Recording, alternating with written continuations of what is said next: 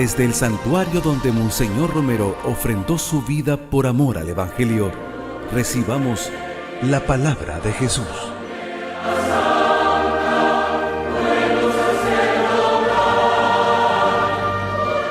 Proclamación de la buena noticia de Jesucristo según San Mateo. Gloria a ti, Señor.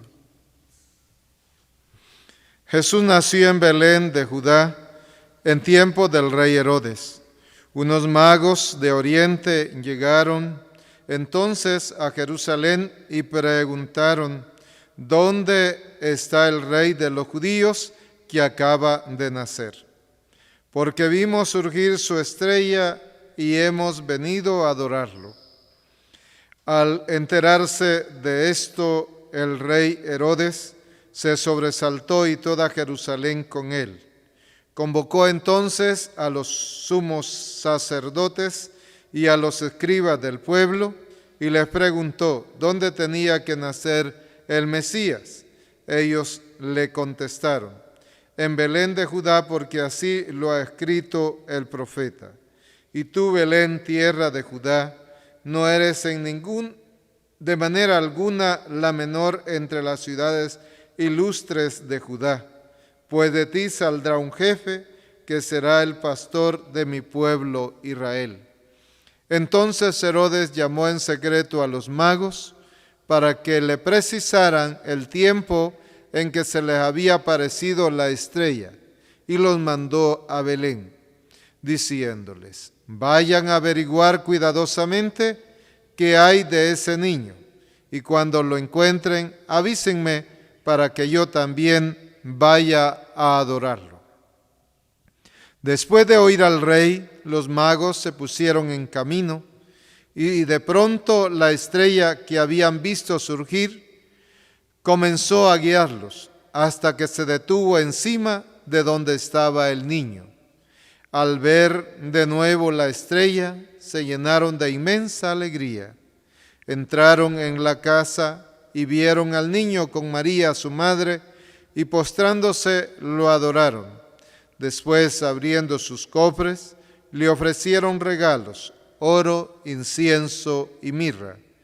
Advertidos durante el sueño de que no volvieran a Herodes, regresaron a su tierra por otro camino. Palabra del Señor. En esta fiesta de la Epifanía, o manifestación de Dios a los pueblos paganos, que antiguamente se celebraba el 6 de enero. Ahora se celebra el primer domingo de enero.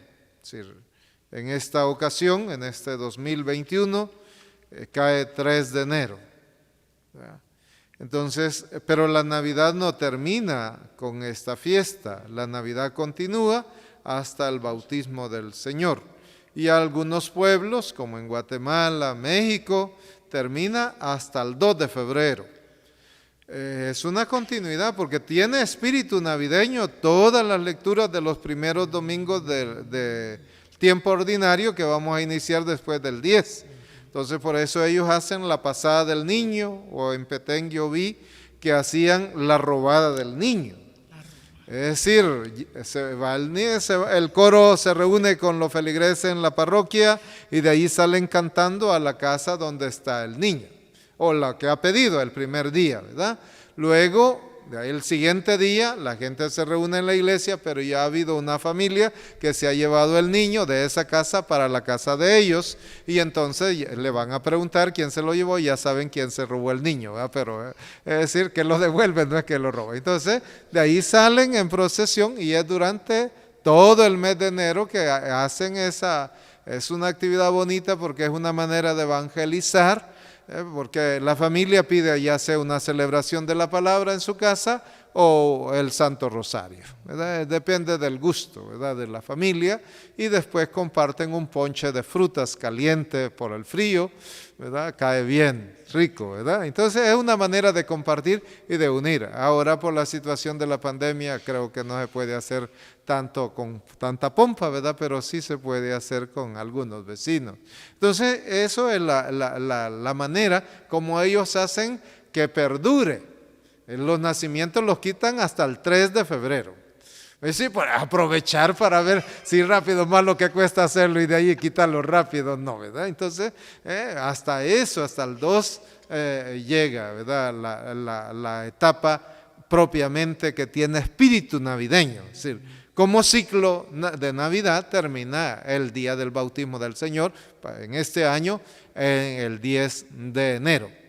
Entonces, las lecturas que hemos escuchado, que nos va a marcar esta fiesta, en el capítulo 60, el tercer Isaías, nos cuenta, es decir, levántate y resplandece Jerusalén porque ha llegado tu luz. Jesús es la luz, es esa estrella de Belén que vieron los magos que hemos escuchado en el Evangelio de San Mateo. Y luego habla el profeta, mira, las tinieblas cubren la tierra. Es decir, hay una oscuridad por el pecado, por la maldad, por tantas situaciones que están marcando la ausencia de Dios en la vida. Es decir, históricamente cuando el autor, este tercer Isaías, escribe, es decir, el pueblo ha regresado de Babilonia, del destierro, pero encuentran las ruinas. Las casas destrozadas, la muralla, el templo, todo es, entonces no hay ánimo. Y lo que el profeta trata de hacer es dar ánimo a ese pueblo para volverlo a reconstruir. Como en una ocasión le pasó a un hombre que se fue allá en Alemania para la peste de la Primera Guerra Mundial, entonces dijo, solo yo he quedado. No tiene chiste, dijo, estar viviendo solo. En este pueblo voy a salir al encuentro del virus y que me atrape. La gripe española, ¿verdad?, que conocemos, hoy se ha dado a conocer, antes nadie sabía de eso. Entonces era ya por los años 1917, que duró hasta 1919-20. Entonces dijo, voy a salir, y empezó a cantar villancicos en Navidad. Y sale a caminar, de repente ve que abren ventana y otros le acompañan también, su canto, no salieron. Al final casi ya iba al pegue de una montaña, de una colina, ahí uno abrió y le acompañó. Habían varias personas que habían quedado, que no habían muerto todavía. Entonces ellos hicieron resurgir esa población alemana por esa pandemia que ocasionó a comienzos, digamos, del siglo pasado, del siglo XX, ahora estamos en el XXI. Entonces, lo marca esa experiencia. Ese es el ánimo que quiere dar este tercer Isaías a la gente que ve frustrada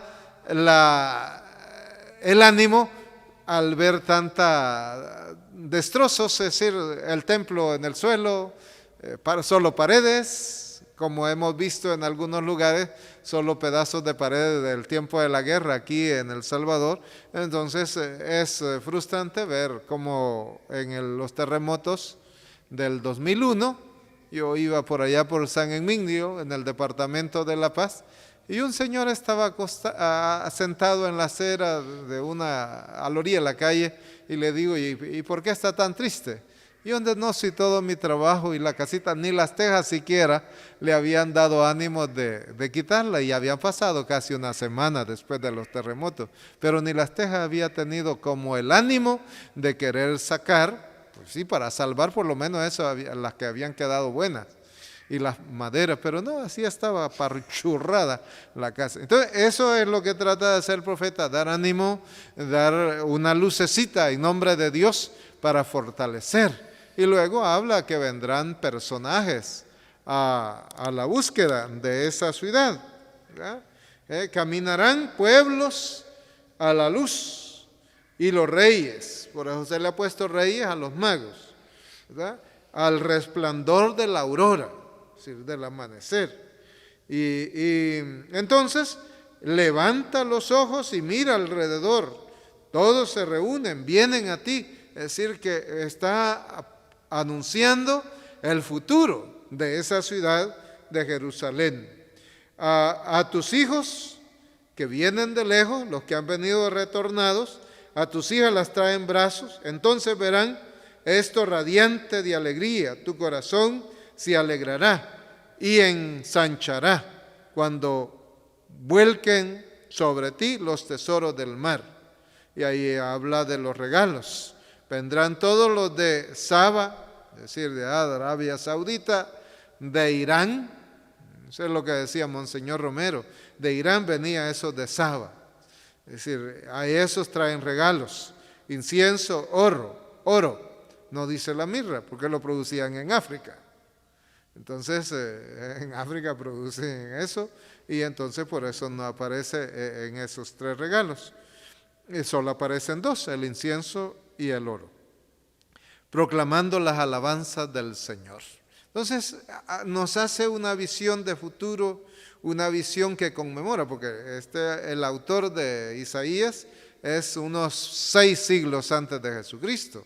Entonces está adelantando los acontecimientos para sembrar esperanza en el corazón de esas personas que están como decaídas, desanimadas, con angustias, depresión, digamos, al ver la catástrofe de lo que había acontecido con la ciudad de Jerusalén. Y en el Evangelio encontramos San Mateo, porque San Marcos no tiene infancia de Jesús, por lo tanto hay que prestar de los otros evangelistas para que nos cuenten de acuerdo a las celebraciones del año litúrgico.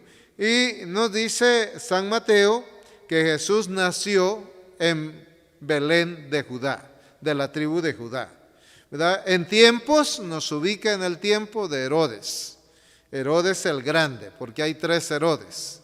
Entonces Herodes el Grande. Unos magos de Oriente llegaron entonces a Jerusalén, vieron una estrella.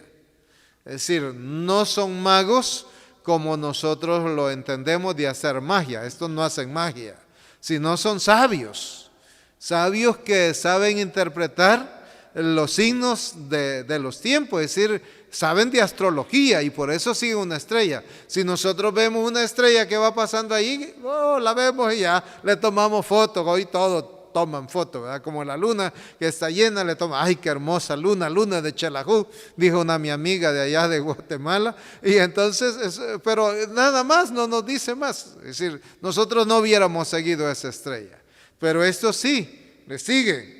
Y qué sorprendente es cuando llegan a Jerusalén, la estrella desaparece. Allá hay oscuridad, no hay aceptación. Herodes es el que se sobresalta y toda Jerusalén con él. Y pregunta a los expertos que saben de la Sagrada Escritura, que conocen los textos referentes a él ya antes anunciado por los profetas, y a pesar de ello no van a adorarlo. Son estos paganos. Por eso en la iglesia oriental hoy es el día de la Navidad para ellos, porque es cuando llegan al encuentro de Jesús. Es decir, para nosotros fue el 25, pero para los orientales el día de la... Por eso tenían ellos fijado el 6, ¿verdad? Entonces, pero para nosotros se ha pasado a domingo para que todos tengan la oportunidad de celebrar. Pero para los orientales hoy es el día de Navidad. Es el encuentro, Dios que quiere darse a conocer a todos los pueblos, no solo al pueblo de Israel. Por eso los del pueblo de Israel no son los que han llegado, llegaron los pastores, claro. Pero aparecen otros venidos de lejos, en peregrinación. Hay unas palabras claves que podíamos mencionar en este caminar de estos hombres, es decir, van a indagar, se detienen a indagar el acontecimiento, preguntan y luego van y adoran. Es decir, ellos llevan en su paso, se detienen en Jerusalén para investigar. No le preguntan a cualquiera, sino le preguntan al rey Herodes. Herodes le pregunta a los sabios de su entorno, sumos sacerdotes y escribas. Ellos le dicen la profecía de Miqueas: y tú, Belén, tierra de Judá, la más pequeña, pero de ti va a salir un jefe que va a gobernar, o decir, a proteger a mi pueblo Israel. Será el pastor que va a pastorear a la comunidad de Israel. Entonces, Herodes, en vez de acompañar a estos sabios, se queda porque tiene una mala intención. Quiere acabar con el niño. Por eso, como ya hemos celebrado, es decir, la fiesta de los santos inocentes, es decir, pero ocurre después, ¿verdad? Pero lo celebramos antes, porque no celebramos fechas, sino celebramos acontecimientos de la historia de salvación, donde marcaron los primeros mártires han sido esos niños, que sin poder hablar, porque tenían menos de 2 años los que murieron, que no fue una gran matanza, según los expertos, en la Sagrada Escritura, Belén era muy pequeña y entonces no habían muchas personas y seguramente que por eso no encontraron posada, porque eran pocas las casas y la multitud que llegaba para empadronarse según ese decreto de Augusto, el emperador romano, entonces por eso era la situación. Entonces algunos calculan que eran unos 12 a 20 niños posiblemente que fueron asesinados en Belén y en sus alrededores. Eso dicen los expertos, ¿verdad? Yo no soy experto, pero es mi profesor que había estudiado por lo menos 25 años el Evangelio de San Juan y las cartas, y otro que era propio de las cuerpo paulino. Entonces él decía, puede ser que eran pocos, no era una gran matanza, pero sí, o sea, es un lamento ya, como ha dicho el presidente Bukele, con uno que muera del COVID ya es una persona que nos hace falta. Esos niños hicieron falta, pero ellos dieron la vida por Jesús, fueron testigos que Jesús, iluminado por el Espíritu, el ángel del Señor, que le anuncia a José que Herodes tiene malas intenciones que vaya, entonces él tiene que huir a Egipto y de esa manera es salva, y los niños son los que pagaron el precio de la muerte que querían matar a Jesús. Lo mismo hemos escuchado hoy, los magos no regresan a Jerusalén a contarle al rey, porque en sueños le dice que se vayan por otro camino porque sabe de las intenciones. Pero en base a lo que le había dicho los magos de la estrella, así fue, calculó que mataran a todos los niños de los 2 años hacia 0 años. Pero esa es la manifestación, Dios que se manifiesta a todos los pueblos en la persona de estos sabios que llegan de Oriente. El Evangelio no dice los nombres, los nombres han sacado de los evangelios apócrifos. Monseñor Romero, el 7 de enero de 1979, en la homilía que él dirigía, se puede buscar en internet esa homilía, él decía que la Epifanía revela la salvación trascendental. Trascendental porque no es un anuncio de humanos, sino es un anuncio de Dios. Dios que anuncia esa salvación. Dios que ha bajado a través de su Hijo, encarnado y se ha hecho hombre, pero que viene, es Dios que se hace, como hemos escuchado en el texto del jueves, es decir, la palabra, ¿verdad? Se hizo carne y acampó entre nosotros. Por eso viene de afuera, no es alguien de la comunidad, sino que viene de afuera porque es el Dios que ha bajado, que nos revela la salvación que nos trae, que es trascendental, porque no nos va a salvar un emperador, un gobierno, sino nos va a salvar el mismo Dios.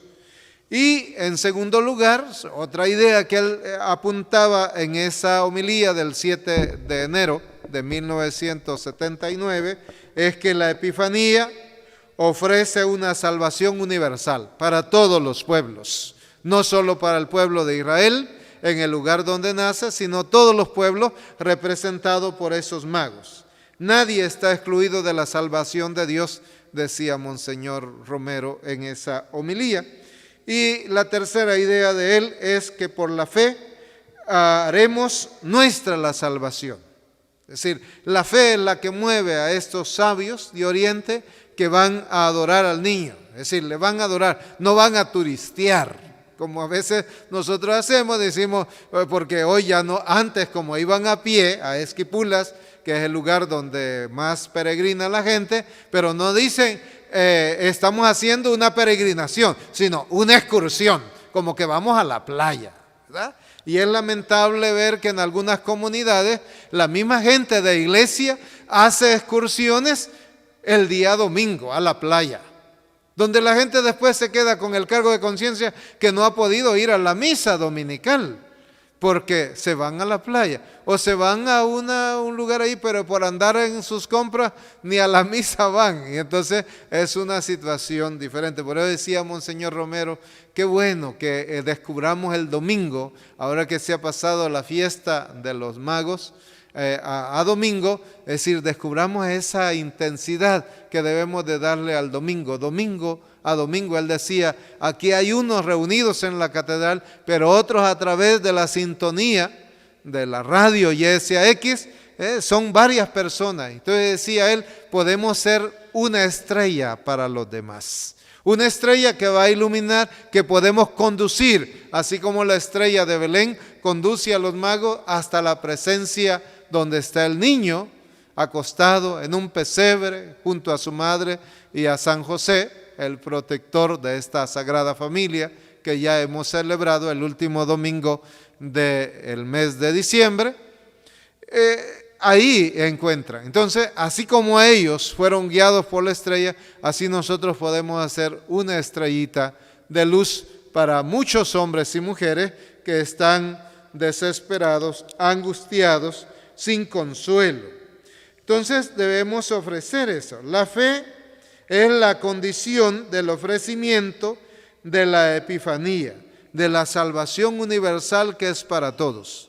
Es decir, solo mediante la fe nosotros los seres humanos podemos llegar a adquirir esa salvación. Sin José y María y sin el niño no hay Navidad. Y sin la venida de Jesús, es decir, la salvación se nos queda un poco distante, lejana. Dios que se ha querido acercar a través de su Hijo Jesús, que nos ha traído esa salvación. Y es una alegría para el pueblo creyente, porque la salvación se universaliza con la presencia de estos personajes, que la tradición o los libros apócrifos le dan el nombre de Melchor, Gaspar y Baltasar. El Evangelio no menciona nombres. Es decir, porque... ¿por qué no menciona nombre? Porque es decir, no le interesan los nombres. Lo que interesan es la actitud de adoración. Y entonces, como San Juan, él no le gusta mencionarse a él en el Evangelio, sino dice al discípulo amado, porque todo el que vive como él es un discípulo amado de Jesús. En esa misma forma, el evangelista Mateo no presenta nombres para decir, todo hombre que es buscador de Dios es como esos magos. Ellos son como el ejemplo, como el modelo para nuestra vida creyente, para nuestra accionar, cómo estamos buscando a Dios. Y la respuesta de Dios siempre vendrá. En la medida, así como antes nuestros abuelos hacían esas peregrinaciones a Esquipulas, en enero se hacían a San José Guayabal algunos al Jesús de rescate. Ahí ofrecían piernas, ahí ofrecían brazos de cera, es decir, pero era una manera de pedirle al Jesús, que era un crucifijo pequeño, y hasta cadenas de oro le ponían ahí colgadas por los milagros que experimentaba. Pero es la fe que consigue eso, la salvación y la sanación. Pidamos en este domingo de la Epifanía que también nos venga esa sanación de esta pandemia, para que todas las personas que están atrapadas por el virus puedan salir de esa situación con las medicinas y ya que vendrán muy pronto la vacuna para que todos podamos ser inmunes a esa situación que nos ha venido a azotar. Pero ya nos están anunciando los de la Organización Mundial de la Salud que vendrá otra peor todavía, ¿verdad? Entonces ahí solo la fe nos puede salvar. Así como hemos llegado hasta el inicio de este año nuevo, por la misericordia y la bondad de Dios, también podemos continuar y salir adelante y guiados con la fe y teniendo todas las precauciones necesarias, haciendo esa salvedad de que es necesario que nos cuidemos, que evitemos esas conglomeraciones que se hacen. Ojalá que en los buses se pueda la gente medir, porque cuando van todos apiñados alrededor de la puerta y la puerta es angosta, solo una persona puede pasar, ¿verdad? No pueden pasar muchos a la vez, pero hacen ahí, y por eso hay muchos que se han ganado las esquelas porque llevan más personas de lo acostumbrado para este tipo de emergencia que estamos viviendo. Que Dios tiene que darnos esa gracia y esa iluminación como nos hemos atrevido a asimilar con nuestras voces a la del salmista, que te adoren, Señor, todos los pueblos, que todos los pueblos te alaben. Ojalá que todos nos unamos en oración, ¿verdad? En algunas parroquias ya están programando rosarios por la sanación y que piden a la población para no reunirse en la parroquia, sino a través de las redes sociales para estar en ese contacto. Como nos cuenta el San Pablo en la carta a los Efesios, han oído hablar de la distribución de la gracia de Dios que se ha confiado a favor de ustedes. Entonces, esa gracia de Dios es la que ha hecho posible que muchos no hayamos sido afectados por la pandemia. Es decir, me refiero a que no hemos adquirido el virus, pero nos afecta de otra manera. Pero lo importante es estar vivos. Y cuando estamos vivos es que podemos hacer algo, no solo por nosotros, sino también por los demás. Hay que agradecerle a mucha gente que se ha dado la tarea de llevar comida, de llevar regalos a los niños en este tiempo que no se puede hacer tantas campañas, pero desde los Estados Unidos han venido mucha gente a compartir poco de sus ganancias que tienen por allá. Allá hay más pago en sus fuentes de trabajo y entonces tienen la posibilidad de socorrer la necesidad de los niños. Que el Señor pues haga posible que todas esas promesas anunciadas al pueblo de Israel se cumplan también en nosotros y que busquemos siempre a Jesús como estos magos.